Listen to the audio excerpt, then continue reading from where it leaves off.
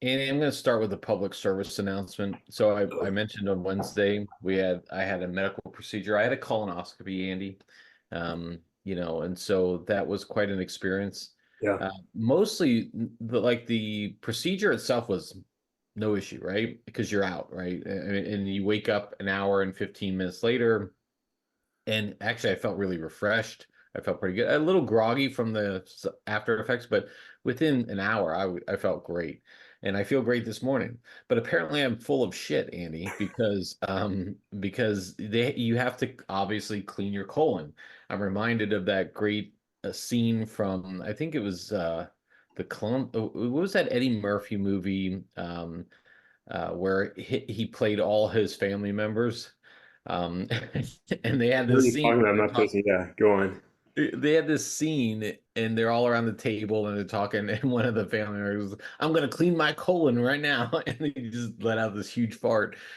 Great, it was a great scene. I just always think about that. But my public service announcement is this though, Andy. If you're around 50 years old and you haven't had a colonoscopy, you really should get one scheduled because it is important. They do, they scrape out your colon. They're looking for colon cancer, which is very deadly.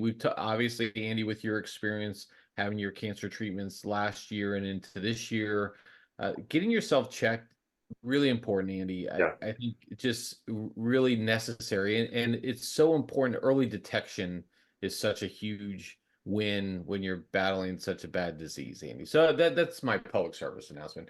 But I shit a lot leading up into it, Andy. It was quite crazy. So Well, I don't know that I really wanted to know the last part so much, but I appreciate the message here, and I think you're absolutely right. I mean, proactive health, like so many things, is so important, right? I mean, my cancer went undetected for a while because we had no clue that's what it was, and I hadn't been checked for some things. It's really important that we get out there and take care of ourselves, and let the power of wonderful medicine, and technology help us proactively so we can be around to take care of our friends and our loved ones and our responsibilities on this earth as long as we can and are meant to be here for. So I'm glad you got checked. I'm glad you're able to lose a few pounds in unnecessary uh, crap, I guess. So Dave, it's Friday. I don't want to talk about your poop anymore. Where are we going here, man? yeah, yeah. It's definitely that was my way of it was funny. I was like, hey, I'm full of shit, and here's all this shit coming on. So, anyways, funny to me, Andy. Maybe not funny to anyone else. Okay, Andy, let's get into our sports check-in because Andy, for you and you're wearing your Lions hoodie, Sure. football is back. Even Dave, if it is garbage preseason football, but doesn't matter. woo, Doesn't matter. Does not matter. Dave, I was sitting on my couch yesterday. It's preseason. Didn't know if I could find the game to watch. Didn't know if yep. I really watch any, but we have a little nightly routine here. And as I was prepared to sit down a little bit early before I was joined by my wife and son, I was flipping around. I was like, let me see. And I saw I could watch a Lions game. I put it on in the second half and watched for a good bit of the third and fourth. And man, as soon as that game was on my screen, the universe just settled into a beautiful place of peace. Here I was watching the Honolulu Blue. Dave, the Lions are on the road to New Orleans this season, right? They're going to the Super Bowl, and that starts now. So everything they do is super exciting. And man, it was great. I was watching the Lions play. It wasn't great football. It doesn't matter, right? They're playing the Giants. Don't care, right? But just to have the game on, to hear the smashing of pads. I was scrolling through threads and the wonderful group of Lions enthusiasts on threads where we're on and excited to be watching the game. I loved it. Football is back. I can't wait to watch Lions games all season long. Last couple years, the Lions have been on like a pretty watchable schedule this year because their success. They're all over the place. Thursday night, Monday night, Sunday night. It's going to be a lot harder to watch all the games. With routine scheduling here. But I'm excited for it. I can't wait. It felt so good to have it back on the TV. Seeing people make fun of Jerry Jones and the Cowboys again, Dave. I mean, it's already going into a high level preseason here with his fumbling of CeeDee Lamb and Dak's contract and like all things are good when the NFL is on and the NFL is back, Dave. The NFL is back. Now, why'd you have to do that, Andy? Like, I I'm mean, I'm I'm excited about the NFL being back, and you sorry. have to bring in CD Lamb, like a comment Jerry Jones made about it's not one of my top priorities or something. Like, what the fuck? Like, okay, Jerry Jones. Like this is why 80-year-olds shouldn't be managing shit here in this Love it. country. Let them just live their lives, go through a daily routine, structured routine. But if you're over 80, Andy, you shouldn't be president, you shouldn't be vice president, you shouldn't be a governor, you shouldn't be a CEO, and you certainly shouldn't be managing people 60 years younger than you about determining whether or not they should be getting a contract extension. CeeDee Lamb is, I don't know if you, Andy, in his last half of the season, Andy, he had more receiving yards than most people do in a season. He Yeah. was targeted over like 10 times a game. Pay the man. This and they're gonna botch this, and they're gonna botch the Dak one, and they're gonna botch Micah Parsons. And what's gonna happen is they may only get one of the three to a contract extension, and then you're like, well, nobody can throw the ball to CeeDee Lamb because we don't have a quarterback. See, I hate this, Andy. Like, we're not even preseason week one. The Cowboys haven't even played yet, and you're already pissing me off with the Cowboys stuff. I love it. I love it, Dave. There's so much humor yesterday. People talking about, this is what happens when your owner's 1,000 years old, and just mocking his age, Fact. and he's communicating in a way. Look, this isn't the 1990s, right? This isn't the 90s. You can't coach like it was the 90s. You can't lead a team like it was the 90s. You've got to think about how you communicate in a way that's going to work effectively for your team. He's not helping himself when he goes out there publicly and makes these types of comments. I love it, Dave. May Jerry Jones and Mike McCarthy stay alive forever and lead the Cowboys forever. I love it. I love it. It's so good. But Dave, I know you don't want to get stuck on we've got other sports to talk about here. I mean, I love the Lions. I hate the Cowboys, but there's some. I mean, yesterday was one of the greatest performances I've ever seen in the Olympics. I mean, it was incredible. Yeah, the USA men's basketball team, Andy. Is that what you were referring to? Is that It's not, but why don't I come back to where I was going? And why don't we hear about that? Actually, I was passively watching what was going on in basketball, not watching the game, but a scare, right? it was a scare, and we'll only talk about it for a minute. But Andy, as I was recovering from my colonoscopy, I sat there and was able to watch the whole the game.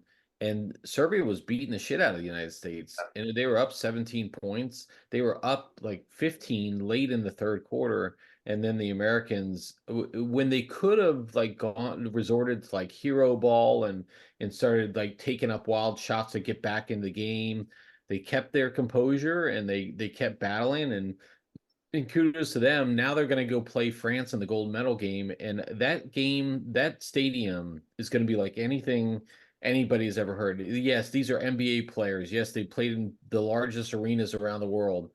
But when you're playing against the home team, who's a good team, I mean, obviously they're a really good team in the gold medal game. It's going to be an experience, Andy. I can't wait to watch that game. But what are you talking about, Andy? Well, let me see on that. Let me see. Like it is great to see the men come back like that and play. And I love seeing. I'm going to call them old guys, or they're younger than we They are. are. I love seeing the old guys like playing their asses off to win, to be the best, and for America. Like it is awesome. It is also. I mean, Steph Curry, LeBron. I mean, it's just all the guys that are out there. You're seeing them play. You're seeing their enthusiasm and energy. It's awesome. So that's great to see. I love it. I love that they're taking it seriously and playing hard. But Dave, I was going to go to the women's hurdles. I mean, Oh good, my God, yes. good night, right? Sydney McLaughlin Levron, if I'm saying her name correctly. I mean, we watched her in the semis, leading up, where Yeah. like it was not close, and there were others in the semis who ran, and it wasn't close. We were like, okay, the finals is going to be really interesting. There's going to be some tight competition. Dave, it was not even. I mean, to say it's not even close is putting it mildly. She is unbelievable. I mean, her run was phenomenal, a new world record, being I think her own record, right? Yeah. But she is just, I mean, so much better than everybody else, and just phenomenal. I mean, she's in incredible shape. She's a phenomenal athlete, and she runs just so smoothly. It looks effortlessly. I mean, I love seeing these opportunities where champions just are so good. She is so good. And we saw other success in track and field. There's some other great moments and images, but holy moly, she is something else, and it is amazing to see. Fantastic. Both her parents were athletes, but she's taking it to a whole nother level of excellence.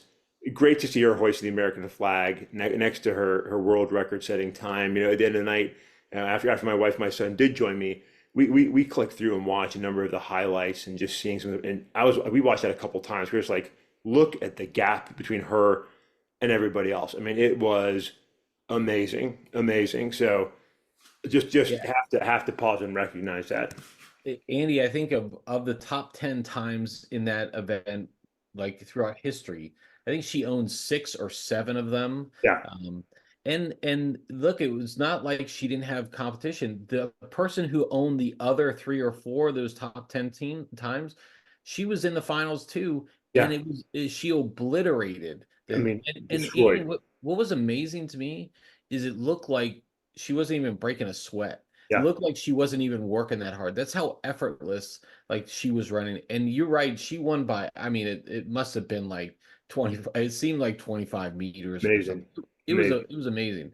Yeah, definitely shout out to her. And this has been, I Andy, I was watching women's volleyball last night. United States beat Brazil in 5 games. There was so much good stuff going on. I hate to say this, Andy. I wasn't looking forward to the Olympics when I came into it. I was like, ah, this is gonna be and I'm sad to see him go. These have been some great performances. So Andy, I know we got to get to our next topic, but Yeah. great call out there. Okay, Andy, let's go into politics because we have to. And we're probably Oh, already. look, everybody, look, we're probably going to be talking politics for yeah, at least 2 of the 6 segments we do during this. I don't want to do it, but we have to.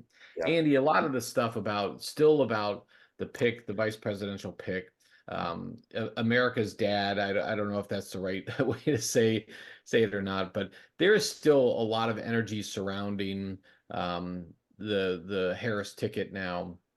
And Andy, we're not even at the Democratic convention where they usually get a boost, but the boost has been so dramatic. The swing has been so dramatic. In some polls, you have Harris up like 8 points, Andy. Yeah. I think it's probably Insane. too high, Yeah. but the bottom line is there's no denying the energy that's now around this campaign, and the Trump campaign is failing to attack, like find the right attack network here. And I think they've gone on some interesting choices. I'm not necessarily sure I'd be going there, but Andy, what do you think about this energy level that's going on? And I mean, and the Trump campaign, just by being silent in their attacks, in some respects, they've got some, they just haven't landed. They're struggling. This is a bad look. It is. It is a bad look. I mean, so and there's two places to go here, right? I think one is the contrast in the campaigns, and the other is with Tim Walz. So as far as campaigns go, I mean, it's what we said, Dave. I mean, there's a huge surge. A lot of people are expecting it to crash, like hey, this initial excitement can't last. Sarah Maybe Palin not, but might. it's going into the convention, and that's typically just another bump, right? So, I think the excitement, enthusiasm, like the energy has shifted. Like there's no doubt. I mean, going to the Republican convention, following the failed assassination attempt, thank goodness, and with the Republican convention, with the VP not selection, like the energy was all Republicans, and the Democrats were absolutely dead, unhappy with their selection, everything else. That's 100% shifted, and all the energy and all the positivity is with the Democrats right now. And you're right. I mean, the Trump campaign is really flailing. I mean, and he's saying things where people are like, "You've got to be kidding me, right?" People talk about how fixated he's been on crowd size. Democrats have brought out big crowds. Yesterday, he was comparing his crowds to Martin Luther King Jr. and his "I Have a Dream" speech.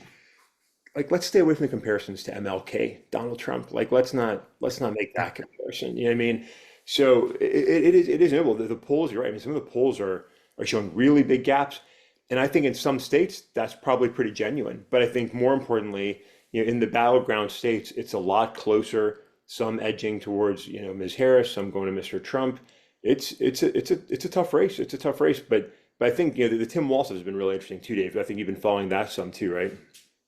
Yeah, this has been, I mean, there's been a lot of discussions about who this guy is, what he's been able to do. There's been a lot of, I think, trying to put false narratives around, his time as a governor. Yeah, again, you'll remember some of the 2020 protests and some of his vaccine stuff and what he believes about transgender rights, Andy. And there's even a lot of people like I just this is one I'm struggling with, criticizing his military service or trying to compare it to JD Vance. Yeah. Andy, I look, I don't care if you served in the National Guard, reserves, or active duty. It doesn't matter to me. Like 24 years, and look, for those who don't know, Command Sergeant Major is the highest rank you can get to on the enlisted side of the Army.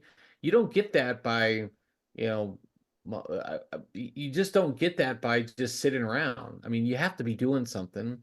He's clearly established himself, and yet there's criticism of that. I'm struggling to understand this, Andy. Do you have any insight into that? Because I don't. I mean, we've got a few minutes left in this segment. I don't want to lose all our time, but man, Dave, so listen, there's a lot to be critical about Tim Walz about if you're going to be critical about Tim Walz, right? I mentioned this before. Like, I support this ticket, but not because I love everything about them. And Tim Walz, you can beat him up on his COVID policies. He was really, really heavy-handed. Like many governors, he used COVID funds for other purposes. Not a good look, right? I think it's poor management. Like, there's things you can go after Tim Walz about for his politics, right? What you really can't do is go after him for his service, especially some weak lines of attacks. And some people are trying to say that the Republicans are trying to swift boat him to go back to John Kerry in 2004 and sort of questioning his military service. That is not going to stand up to scrutiny, right? So the attack on his sort of stolen valor piece that he was being called a command sergeant major. He served as a command sergeant major. He earned the rank of E9. Like, for those who aren't familiar, like it's like an enlisted equivalent to a colonel, more or less, right? It's not a rank you stumble into. He retired as an E8 because he didn't complete all the necessary requirements to retire as an E9, but he did serve and was put in the position of E9 and in a command position at that, which is even harder, right? Even harder. You can make E9 not be in a command position. But the questioning of that is nonsensical, right? Some staffers misuse the language. That's been corrected. That's fine. But the bigger issue, Dave, is who is complaining, right? So yeah, some of these were colleagues in the service, but the Trump campaign, Donald Bone Spurs, I avoided serving in Vietnam, Trump cannot come after another guy for his military service, right? I mean, Trump dodged the draft, not because he was vehemently opposed to the morals of the war in Vietnam, because he's a piece of shit coward, right? And Dave, I take it very personally. He's a guy that got recalled out of my life to go back and serve, final tour. I showed up and served. So did a lot of my brothers and sisters who got called back during that time. It's not the draft. It wasn't Vietnam. But that's a lot more than Trump did, and so he cannot stand and look people in the face with this line of attack, right? But you got it right. 24 years of service. Walz did all the things you have to do to become an NCO, to go to the schools, to be selected. You could serve 24 years, and if you're just a mediocre performer, you can retire as an E6 maybe. You can get to the rank of E6 over time. To make E7, to make E8, to make E9. You're doing far beyond. You're doing far beyond. You served with success. You've been identified by your peers. You put a lot of work in.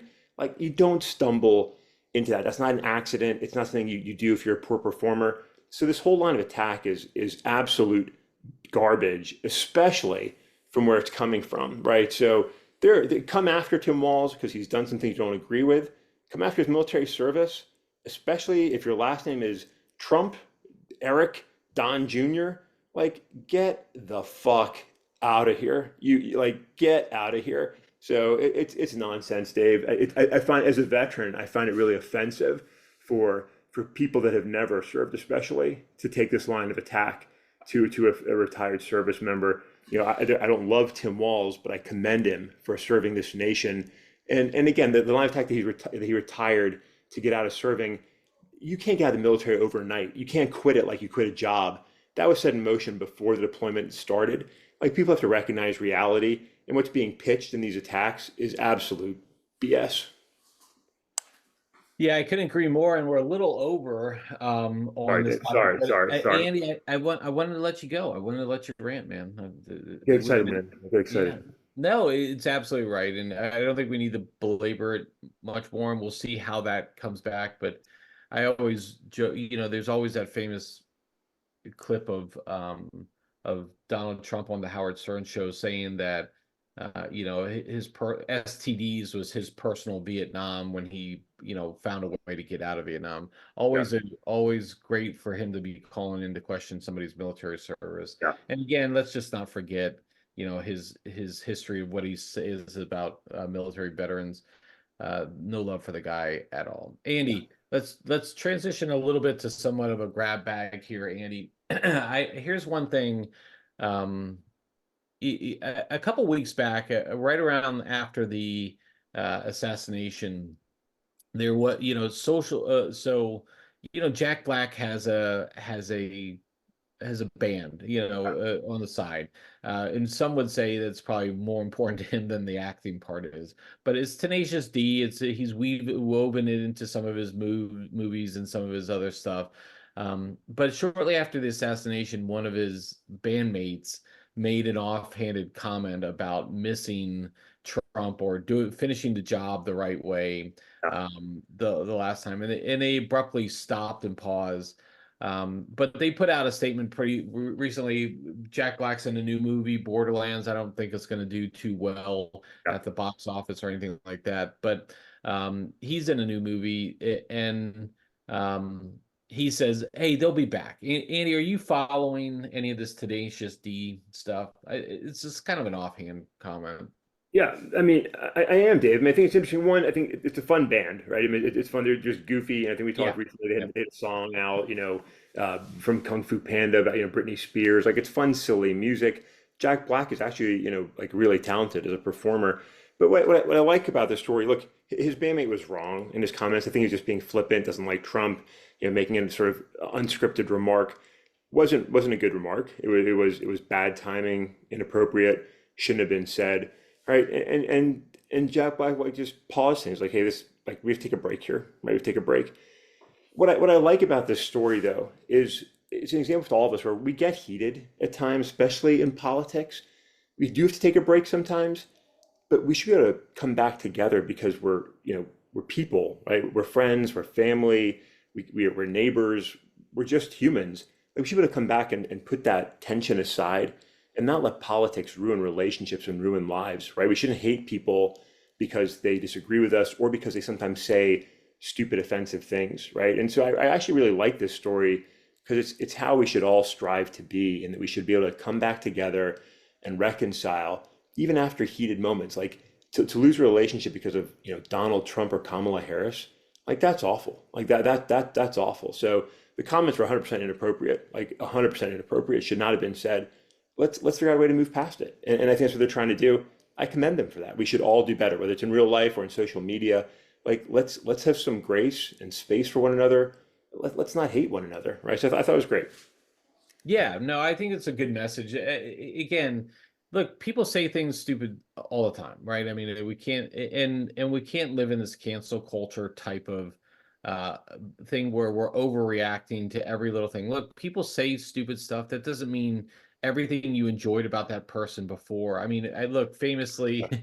I mean, you look at some of these things. I mean, J.K. Rowling's, everybody struggles with like her views on transgender Yeah, activity now, and like, how am I supposed to put that in the books? Hey, do you like the books? Enjoy the books. You don't have to hate. If you don't like the movies, you don't have to hate Harry Potter now because you disagree with the views of the author there. So I think that is refreshing, especially when we have some of this overreaction so many times on things. Andy, I was gonna pull up the Arnold 77, where we go through a lesson, one of the but my link expired, Andy. I tried to download it again. I opened it up and expired. So I have nowhere to go there on that. But I did want to, I don't know if you can have it or you have it or you can well, find it. well, I've got it, David. And I can give it to you. I'll re-give you that download if you need it. But yeah, I'm looking at Oh, it right oh, now. Andy, pull up a lesson there, Andy. Let's Yeah, talk about this. let's take some in from the legend here, right? And Dave, like for anybody that's listening, like you can download this PDF for free. Strongly recommend you do that. It's full of Arnold nuggets of wisdom. This one, may be appropriate as people listen to podcasts and we're always on our phones. Lesson two from Arnold 77: put down your phone, let your mind wander. I had all the time in the world. We didn't have a television. We didn't even have a telephone. My only escape from boredom was disappearing into my own thoughts and dreams. I was lucky. You aren't. You have a machine in your pocket that can tell you everything about the world. Put it down. Don't let it tell you who you want to be. Let your mind do that. And there's an idea that he's spoken about many times, Dave, talking about the idea of just really needing to dream big, decide who you want to be, right? And have time for yourself. And our phones don't help in that, right? Because we get sucked into socials and games and things that consume our time and our focus and our attention, take away from our own personal development and aspirations. It's a really, I think it's a great message to set aside time every day, to reflect on who we are, who we want to be, how we get there. And as Arnold likes to talk about, like dream big, be audacious. Like I love it. I love it. Yeah, this is a really important message. I mean, yeah, put down, look, if you have an iPhone, I don't know what it's like for Android users, but like you get to see your weekly usage summary and stuff. And look, I think it's, my goal every week is to be lower than I was last week. And, it's a struggle. There's times when obviously you need it for certain things and other, but this is such an important part in just trying to reconnect with your environment, reconnect with those around you, and stop just having your head down in the sand on what's buried in your phone. Because again, some of it's not always positive, Andy. We've talked a lot about the negative influences online. I really enjoy this, and this is exactly what Arnold kind of talks through in a lot of his messaging. The positive corner of the internet is what he typically promotes. So, like, I think that's just really it's a spot on lesson, Andy. So. All right, Andy. So that wraps up our week this week. This is a pretty Yeah. good week, huh? It is. I mean, it's so much, Dave, to be excited about. I mean, there's so much we could have covered, wanted to cover. And if those are listening, like the politics are there, right? We have to talk about it. We don't love it. There's things we have to get into. Dave, I tell you, I really enjoy our conversation. We get to go back and reflect on, our time and our growing up. I think we got to do that a little bit this week. But listen, with the Olympics going, with the NFL back, 2024 election season. I mean, there's going to be a lot of similar themes, over the weeks and months ahead. And Dave, as we're talking football again, I love it. So glad we could do this week together, our first full week of August. Here we are in the 8th month of the year. Your colon's clean. My Lions are playing football. It's a good place to be. So happy Friday to you, Dave. Happy Friday to anybody that's listening with us and putting up with our nonsense. Thanks to all the Lions fans that are out there and all the listeners that are out there, playing along on threads. Love it. Love to see it. Love to see people listening and sharing. Love it all, Dave. It's great. Yeah, and Andy, let's just be real here. Like, this is one of my favorite times of the year, not only for the football and stuff, but we're getting through the dog days of summer. We're back into energized. The kids are getting ready to go back into school, and it's fall time, Andy. I can sense it. I can feel the crispness in the air. I'm ready for it, Andy. Not so much pumpkin lattes or anything like that, but just the good other stuff. All right, Andy. With that, good week. Enjoy your weekend, and I'll catch up with you next time.